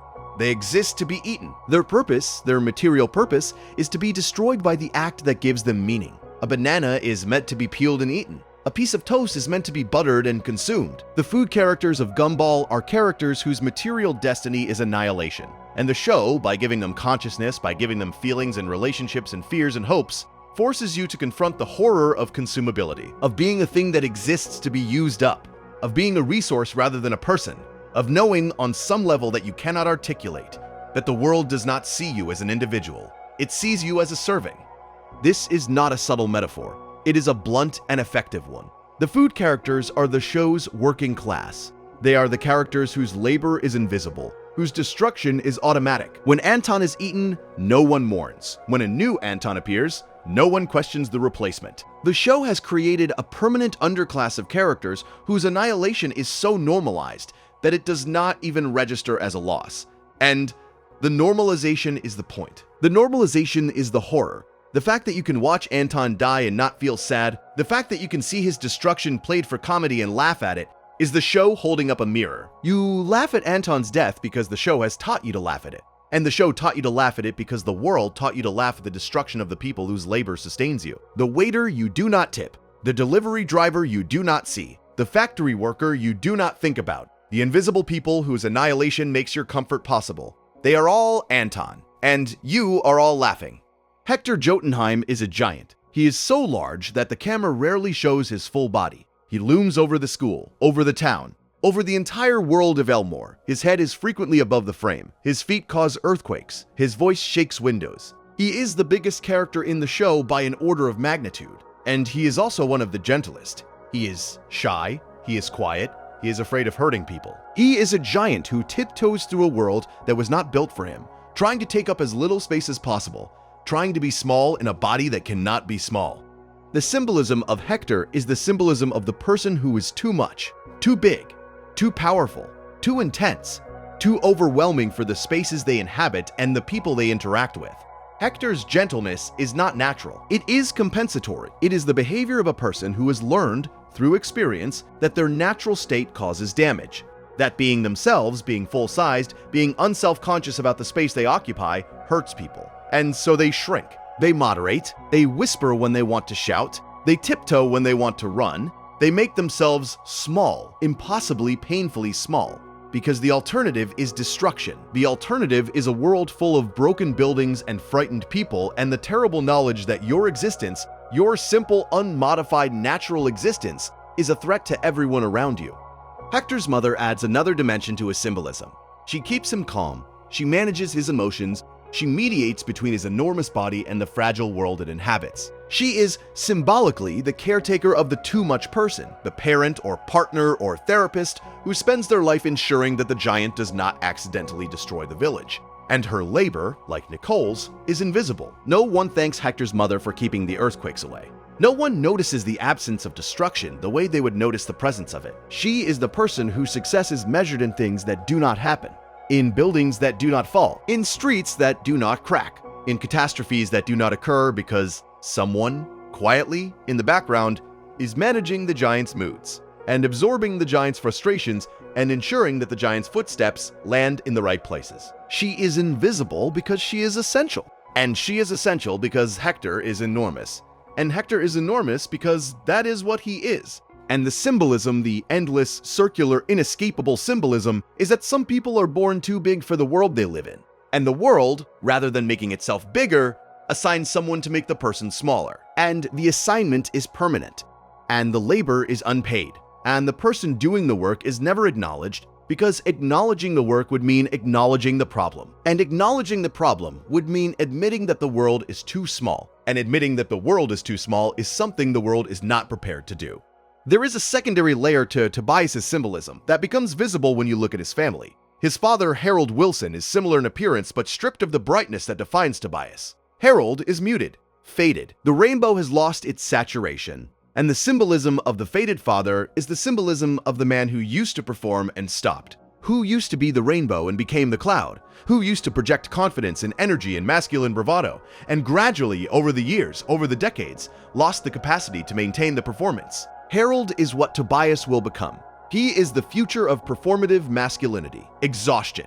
The performance cannot be sustained indefinitely. The muscles relax, the voice softens, the headband comes off, and the person underneath, the soft, fluffy thing that was always there beneath the performance, finally becomes visible, not because the person chose to reveal themselves, but because they simply ran out of the energy required to keep the mask in place. The Wilson family, taken as a unit, is the show's commentary on the life cycle of performed identity. Tobias performs masculinity with the desperate energy of youth. Harold performed masculinity with the gradually diminishing energy of middle age. Rachel, who disappeared from the show entirely, performed femininity until the performance was no longer needed and she was written out of the story. The family is a timeline, a progression, a warning. The performance has a beginning and a middle and an end. And the end is not dramatic. It is quiet. It is the moment when the performer realizes that no one is watching anymore and the audience has gone home and the stage is empty and the only person left in the theater is the performer, still wearing the costume, still holding the pose, still pretending to be something they are not for an audience of zero. There is a character named Ocho who is an 8-bit spider. He looks like a character from a video game made in the 1980s. His body is pixelated. His movements are blocky. His visual resolution is lower than every other character in the show. He exists in a world of high-definition animation, of fluid movement, of visual sophistication, and he is stuck in 8 bits, permanently. irrevocably, a relic of an earlier era living in a world that has moved on without him. The symbolism of Ocho is the symbolism of obsolescence, of the person, the technology, the cultural artifact that has been superseded but not removed, that still exists, still functions, still occupies space, but no longer represents the current state of the art. Ocho is the VHS tape in a streaming world, the flip phone in a smartphone era, the dial-up modem in a fiber optic age. He works, he is functional, he does what he was designed to do. But the world has decided that what he was designed to do is no longer impressive. And the decision, which has nothing to do with his value and everything to do with the world's appetite for novelty, has rendered him marginal.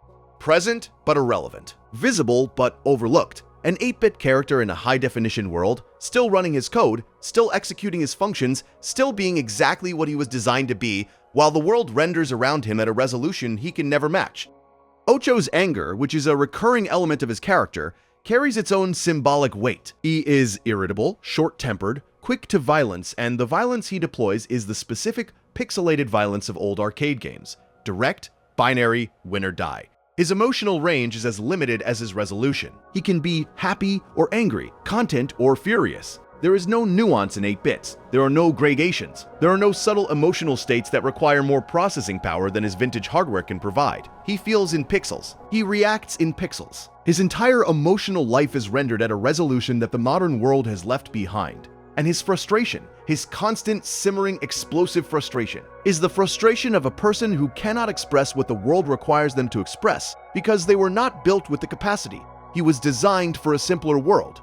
A world with fewer colors. A world where the emotional palette had 2 options, happy and game over. And the modern world, with its infinite gradations and its high-definition feelings and its demand for emotional sophistication, is a world that Ocho's 8-bit hardware cannot render. So he rages. Because rage is the only emotion that 8 bits can express at full resolution. Terry, the paper bear whom we met at the beginning of this video, deserves a deeper reading now that we have established the show's symbolic language. Terry is a hypochondriac made of paper. Her fear of germs, of illness, of contamination is the defining trait of her character. And her material paper is the perfect vessel for that fear. Because paper absorbs everything. Paper absorbs ink, paper absorbs the oils from your skin and the moisture from your breath and the bacteria from your touch. Paper is, materially, the most absorbent surface in the school. And Terry, who is made of paper, who is literally made of a material that absorbs every contaminant it contacts, is terrified of contamination. Her fear is not irrational. It is the most rational response possible to the material condition of her existence. She's right to be afraid. Her body is, in fact, extremely vulnerable to the things she fears. The irony is not that her fear is unfounded. The irony is that her fear is so well-founded that it becomes invisible. The other characters dismiss her anxiety because they do not understand what it means to be made of paper. They do not understand that every handshake is a risk, every raindrop is a threat, every accidental splash is a potential dissolution. Terry's anxiety is not a quirk, it is survival. And the show, by making her a hypochondriac, by playing her fear for comedy, is commenting on the way the world treats people whose fears are legitimate but inconvenient. We laugh at them, we dismiss them, we call them dramatic. And we do not notice that the paper is already damp. Anton, the piece of toast, carries symbolism that is simultaneously the funniest and the most existentially disturbing in the show. Anton dies constantly. He is eaten, burned, crumbled, crushed, dissolved, and destroyed in nearly every episode he appears in. And he always comes back. His mother makes a new one, she puts bread in the toaster, and a new Anton appears, identical to the last, with the same memories, the same personality, the same cheerful disposition. The symbolism of Anton is the symbolism of the replaceable person, the worker who is told they are unique and then discovers that the company has already trained their replacement. The friend who is told they are irreplaceable and then watches someone else fill their space without missing a beat.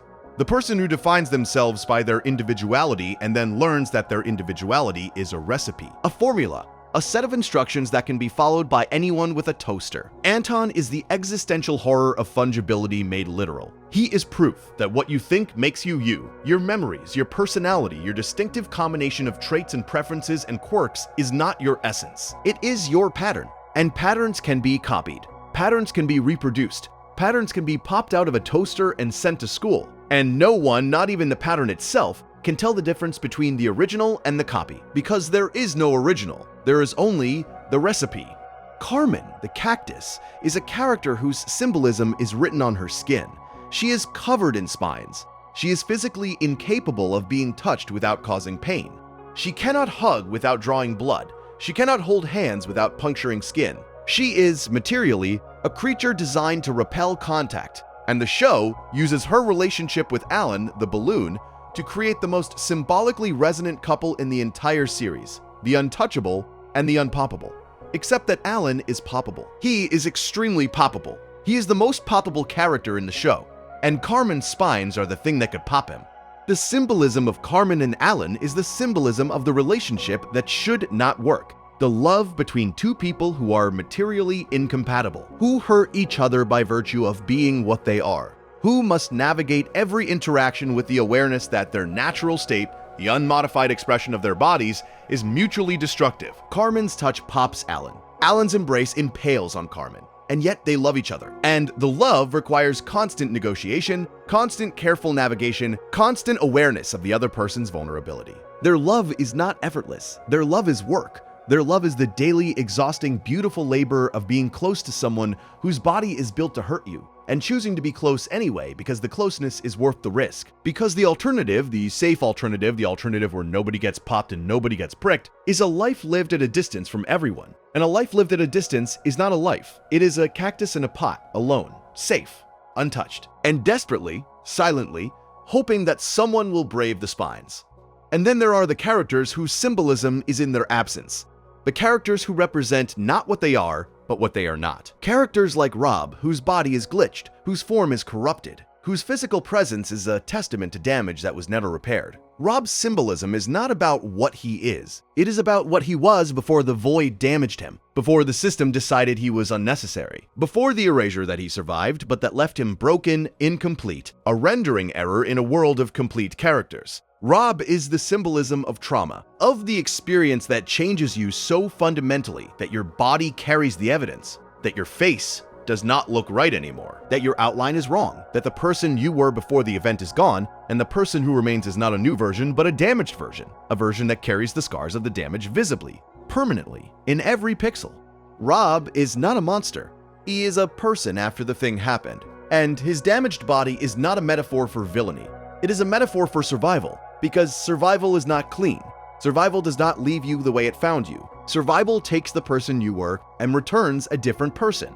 A person who looks wrong, who feels wrong, who knows that they are wrong but cannot fix the wrongness, because the wrongness is not a wound that heals. It is a scar that stays. A glitch that persists. A corruption that becomes permanent because the system that could have repaired it, the system that created him in the first place, has moved on. Rob's evolution across the series, from background character to void survivor to self-appointed villain to reluctant savior, is the most complete symbolic arc in the show. He begins as nothing, a character without a name, without a purpose, without a storyline. He is the background.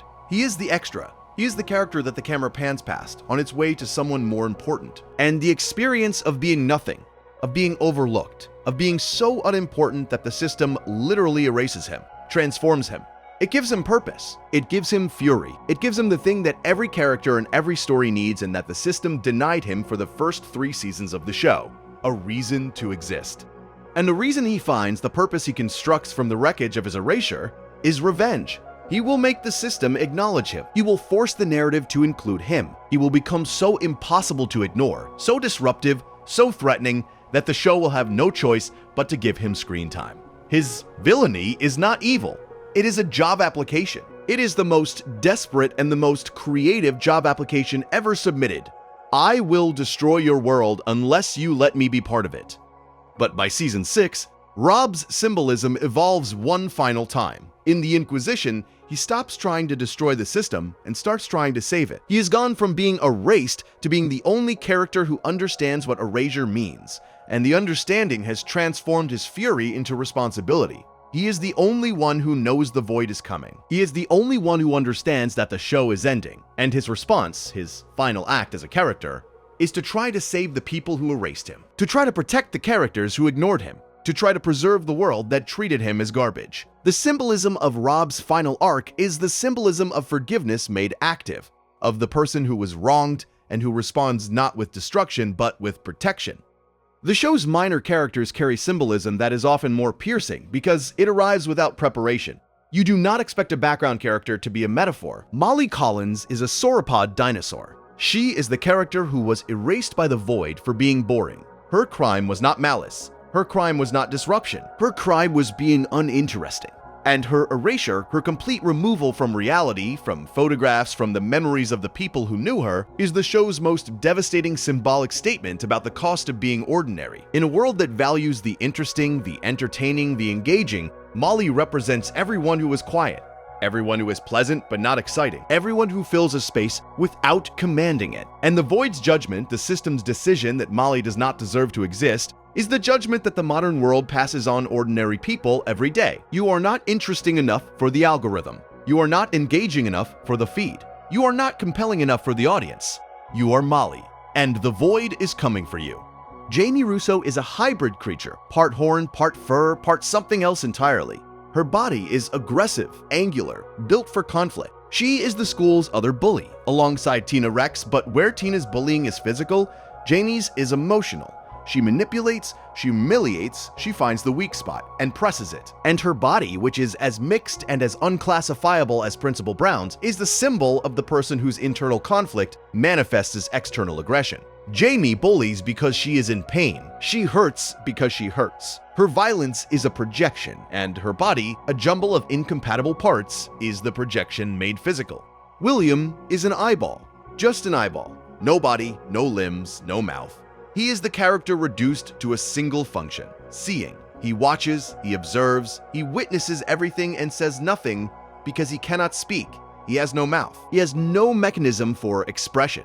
He takes in the world through his single enormous eye and has no way to communicate what he has seen. The symbolism of William is the symbolism of the silent witness, of the person who sees everything and cannot speak, of the observer who is present at every event, every conversation, every private moment, and who absorbs it all and carries it all and can never share the burden because the world did not give them a voice. William is every person who has ever watched something wrong happen and could not find the words. Every person who carries knowledge that they cannot share. Every person whose eyes are open and whose mouth is closed and whose silence is not a choice but a condition. The show's symbolism extends to characters who appear in single episodes, characters who populate the background, characters who exist for 11 minutes and then disappear. And the symbolism is consistent. Every material means something. Every color means something. Every shape means something. The fire characters are passionate and destructive. The ice cream characters are sweet and melting. The cloud characters are distant and changeable. The paper characters are fragile and anxious. The food characters are temporary and consumable. The rock characters are enduring and exploited. The digital characters are precise and emotionless. The water characters are adaptable and formless. Every material in Elmore is a psychology. Every texture is a temperament. Every state of matter is a state of mind. Consider the Robinson family. Mr. Robinson is a puppet. Mrs. Robinson is a puppet. They are characters who are literally controlled by external forces, characters whose movements are determined by strings that someone else pulls, characters whose agency is by their very nature an illusion. The Robinsons do not move themselves. They are moved, and their symbolism is the symbolism of the person who believes they are autonomous while being controlled by forces they cannot see. The person who makes decisions that feel free but are actually determined by circumstances, by conditioning, by the invisible strings of culture and upbringing and social expectation that guide every gesture and every choice without ever announcing their presence. The Robinsons are the show's commentary on free will. Their puppet nature says, "You think you are choosing, you are being pulled." And then there is Rachel Wilson, Tobias' sister, who is perhaps the most symbolically interesting character in the show, because she is not there. She appeared in a handful of early episodes and then vanished. She was not erased by the void, as far as we know. She was not killed or moved away. She simply stopped appearing. She stopped being drawn. She stopped being animated. She stopped being included in episodes. She faded from the show the way people fade from your life, not with a dramatic exit, but with an accumulation of absences. One episode without her, then 2, then 5, then a season, then 2 seasons. And eventually, you realize she is gone. Not gone because something happened, gone because nothing happened. Gone because the narrative stopped needing her, stopped including her, stopped remembering to draw her into the frame. Rachel's symbolism is the symbolism of the person who disappears from your life, not because they left, but because you stopped looking for them. the friend you did not call back, the cousin you did not invite, the person who was part of your world until they were not, and the transition from presence to absence was so gradual that you cannot point to the moment it happened. It just happened. The way Rachel happened, the way Rachel unhappened. There is also the symbolism of the adults in Elmore, taken as a group. The parents, the teachers, the shopkeepers, the authority figures who are supposed to maintain order, to provide structure, to model the kind of behavior that children should aspire to. And every single one of them is broken. Nicole is exhausted, Richard is useless, Miss Simeon is bitter, Mr. Small is ineffective, Principal Brown is blind, the Robinsons are puppets, Margaret Robinson is evil, Larry is exploited. The adults of Elmore are a catalog of dysfunction, a gallery of failed authority, a comprehensive display of every way that the people in charge can fail the people in their care. The symbolism is not subtle. The adults in Elmore are the adults in the real world. They are the parents who tried their best and fell short, the teachers who meant well and taught nothing, the bosses who managed without leading, the politicians who governed without serving. The entire apparatus of adult authority that every child looks up to and eventually discovers is held together by caffeine and denial and the desperate hope that no one will notice that the adults have no idea what they are doing. Gumball's world is a world without competent authority. It is a world where the children are smarter than the teachers, and the parents are more childish than the children. And the entire social order is a performance maintained by people who are barely maintaining themselves. And the symbolism of this world, the message it sends to every child and every adult who watches it, is both terrifying and liberating. Nobody knows what they are doing. Nobody. Not the teachers, not the parents, not the bosses, not the leaders. Everyone is figuring it out as they go, making it up as they move, improvising the performance of competence while hoping that the audience does not notice the sweat. But the symbolism of the adults in Elmore is not only about failure, it is also about love. Because the adults fail, and they keep trying. Nicole is exhausted, and she keeps working. Richard is useless, and he keeps loving. Miss Simeon is bitter, and she keeps teaching. Mr. Small is ineffective, and he keeps counseling. Even Larry, exploited and overworked and underpaid and essential, keeps showing up.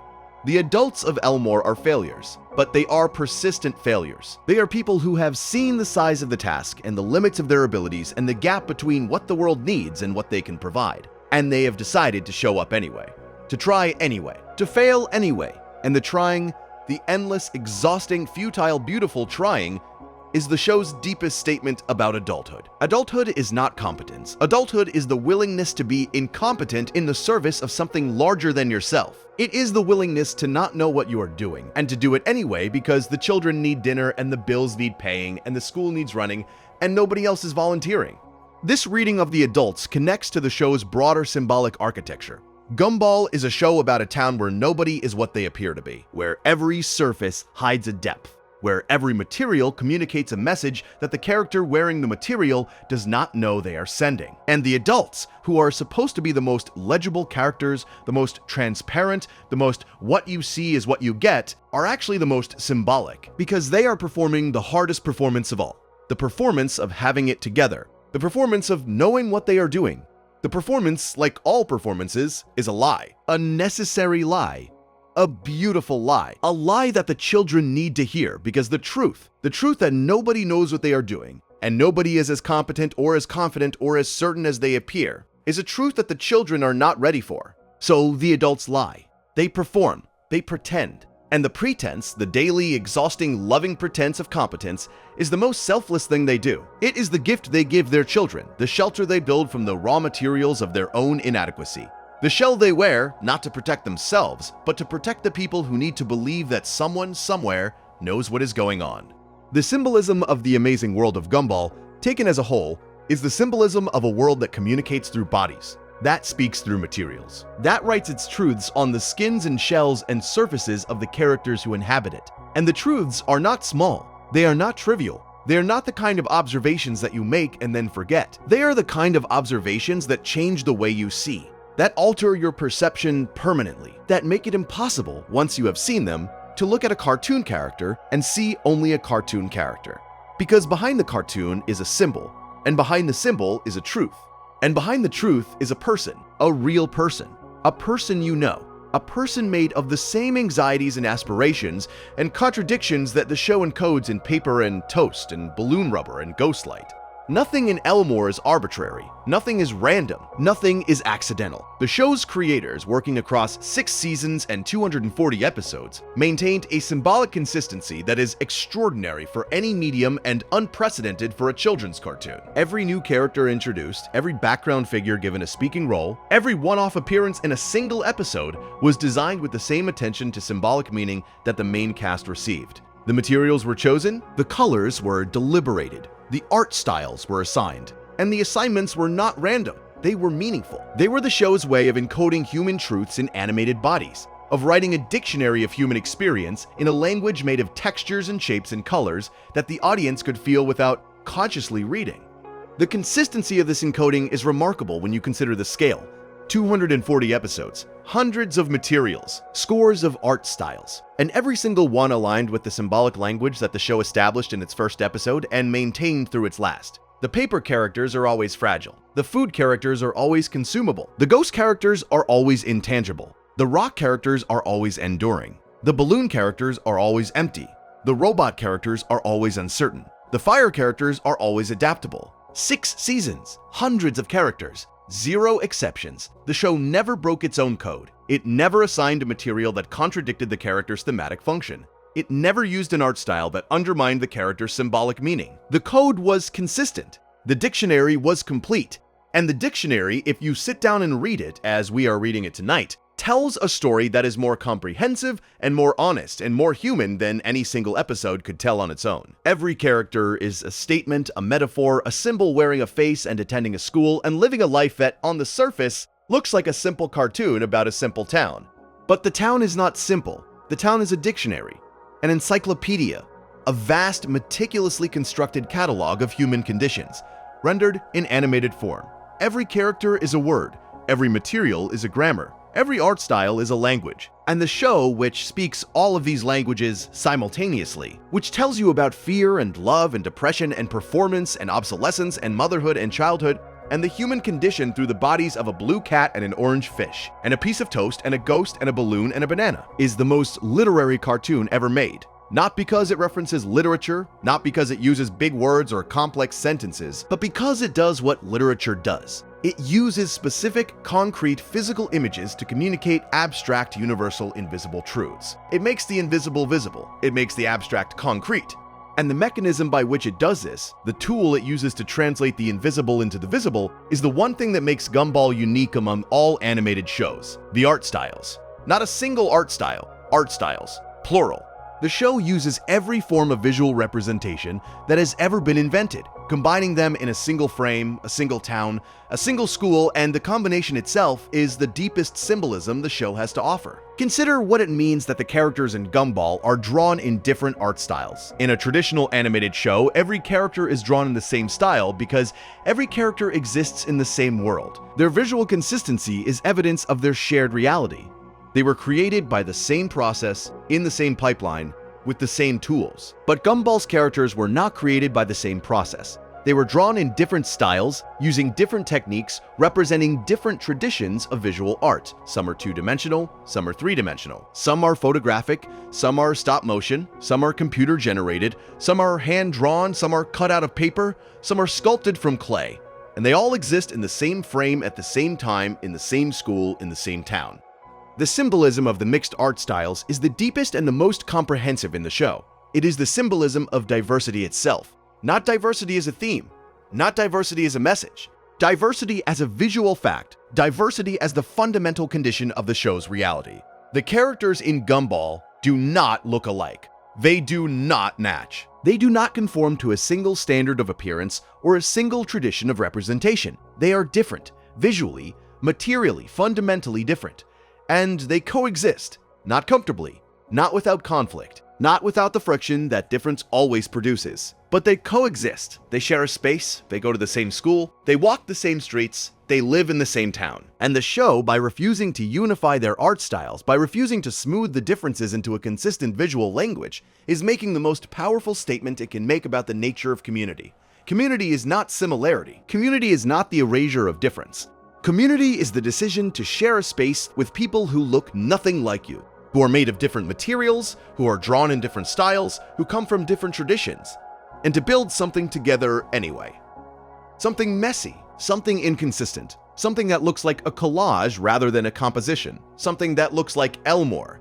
This is the hidden symbolism behind every Gumball character, and it is not hidden in any single character, in the gap between the two-dimensional and the three-dimensional, in the seam between the hand-drawn and the photographic, in the border between the clay and the paper. The symbolism is in the coexistence, in the fact that these incompatible visual traditions have been placed in the same frame and asked to share the same reality. And they do share it. Imperfectly, messily, beautifully. The way people share a world, the way different bodies and different colors and different shapes and different materials share a planet and a school and a town and a life. It takes the things we feel but cannot say and gives them bodies and sends them to school and lets them live in a town where everyone is a metaphor and no one knows it. That is the hidden symbolism behind every Gumball character. Not hidden because it is secret, hidden because it is everywhere. Hidden the way the air is hidden, the way gravity is hidden, the way the most important things are always hidden, not behind walls or under floors, but in plain sight, so obvious that they become invisible, so constant that they become background, so present that you stop seeing them the way you stop seeing the nose on your own face. But you see them now. You see Terry's paper and what it means about the nature of anxiety. You see Darwin's legs and what they mean about the nature of belonging. You see Nicole's blue and what it means about the nature of power compressed into service. You see Penny's shell and what it means about the nature of hiding. You see Alan's air and what it means about the nature of performed goodness. You see Carrie's transparency and what it means about the nature of feeling nothing. You see all of them, every character, every material, every color, every shape, all of them speaking a language that the show never translates because the translation would break the spell. The symbolism works because it is silent, because it speaks through bodies, not words, because it shows instead of tells, because it trusts you to see what it is showing without being told what to look at. And now you see it, and you cannot unsee it. And the next time you watch Gumball, the next time you see a banana or a balloon or a ghost or a piece of toast walk across the screen, you will know that you are not watching a cartoon. You are reading a poem. A very long, very funny, very gentle poem about what it means to be a person, written in a language made of animated bodies, and performed by characters who will never know that they are metaphors. That is their gift. That is their innocence. That is the thing that makes them beautiful. They are symbols who do not know they are symbols. They are meaning that does not know it is meaning. They are truth wearing a costume, walking through a town, living a life and never ever looking down at their own body and asking the question that you, right now, are asking for them. What does it mean to be made of this? The question has no answer. That is the point. That is the final symbolism. The question itself, the act of asking it, the willingness to look at a cartoon character and ask what their body means, is the meaning. The show does not need you to decode every symbol correctly. It does not need you to identify every metaphor perfectly. It does not need you to write an essay about the philosophical implications of being made of paper or toast or balloon rubber. It needs you to look. It needs you to see. It needs you to notice that the characters are made of something, and that the something matters, and that the mattering is not trivial. It is not academic. It is not an exercise for bored critics and sleepless essayists. It is the show's gift, its offering, its reason for existing. Because every person is made of something. Every person is a material. Every person has a body that communicates a message about who they are and what they fear and what they want and what they cannot have. You are a material too. You are a texture and a color and a shape that the world reads and interprets and judges and responds to before you ever open your mouth. Your body is your first word. Your appearance is your thesis statement. The thing you are made of, the material of your existence, the physical form that you did not choose and cannot change and must carry through every room and every conversation and every relationship for the rest of your life, is the most powerful piece of symbolism you will ever produce. And most people never read it. Most people never look at their own body the way they might look at Terry's paper or Darwin's legs or Penny's shell and ask, what is this telling the world about me? What is this material communicating? What does it mean to be made of this? Gumball asks with every character, Gumball asks with everybody, Gumball asks with every material and every color and every shape and every art style that populates the town of Elmore. The show is a 240 episode question about the relationship between form and meaning, between body and identity, between the thing you are made of and the person you are. And the answer, the only answer the show ever gives, is that the relationship is everything, that you cannot separate the material from the meaning. That the body is the story, that the form is the content, that the thing you are made of is not incidental to who you are. It is who you are. It is the first truth and the last truth and the truth that runs beneath all the other truths, like an underground river, invisible, essential, always there, always shaping the landscape above it without ever being seen. The characters of Gumball do not know any of this. That is their innocence. That is their beauty. They walk through Elmore in bodies made of paper, and toast, and balloon rubber, and ghost light, and 8-bit pixels, and puppy fur, and cactus spines, and they do not know that their bodies are poems. They do not know that every step they take is a line of verse. They do not know that every interaction between a cloud and a balloon, between a fish and a ghost, between a cat and a shapeshifter, is a stanza in a poem about the human condition, written in a language that only the audience can read. And you can read it now. You have been reading it tonight for the last 2 hours in the dark, almost asleep, held by a voice that has been translating the poem for you, character by character, material by material, symbol by symbol. And the poem, now that you have heard it, will not leave you. It will follow you. It will change the way you watch cartoons and the way you read people and the way you look at your own body in the mirror. It will make you wonder, just for a moment, what you are made of and what it means. And the answer, whatever it is yours. The show gave you the question. The answer is yours to keep. Take it with you. Hold it gently. Let it sit beside you as you fall asleep. And know that somewhere in a town made of collage and contradiction and impossible diversity, a blue cat and an orange fish and a pink rabbit and a piece of paper and a balloon and a ghost and a banana and a cactus and a dinosaur and an eyeball are living their lives, walking their routes, attending their school, being their materials, telling their stories, and meaning, whether they know it or not, everything. If you enjoyed this, subscribing genuinely helps us keep making these long essays. It is free, and it means more than you think. Thank you for staying. Sleep well. I will see you in the next one.